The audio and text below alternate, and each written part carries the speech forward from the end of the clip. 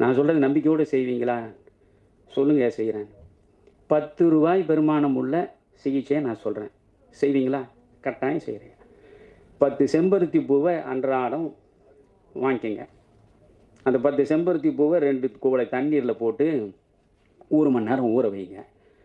ஊற வச்ச பிறகு ஒரு 10 மிளகு அதில் போடுங்க. மருத மரப்பட்டைன்னு நாட்டு மருந்து கடையில் தூளே விற்பான், அதில் ஒரு போடுங்க.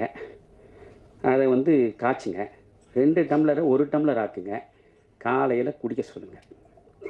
சங்கு புஷ்பம்னு ஒன்று இருக்குது. அந்த சங்கு புஷ்பம் சனீஸ்வரனுக்கு போடுறது. அதை ஒரு 10 பூவை எடுத்து மிக்சியில் அரைச்சி சொல்லணும். அவ்வளோதான்யா. இந்த நிமிஷம் 40 லட்சம் ரூபாயை நான் கொடுத்துருந்தாலும் என்ன ஆயிருக்கும் தெரியாது. இப்போ என் மனைவி இது நடந்து ஏறக்குறைய 8-9 மாதம் ஆகிறது.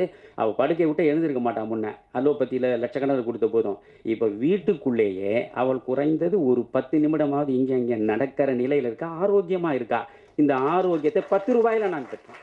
என்னை போன்ற எளியவர்கள், ஏழ்மையில் இருப்பவர்கள், எந்த விதமான வசதி வாய்ப்பும் இல்லாதவர்கள், மிக மோசமான நோய்க்கு ஆளானாலும் மிக மிக குறைந்த பணத்தை வைத்துக்கொண்டு உயிரையே காப்பாற்றிக் கொள்ளக்கூடிய அரிய சிகிச்சையாக நமக்கு கிடைத்திருப்பது தான் சித்த மருத்துவம்.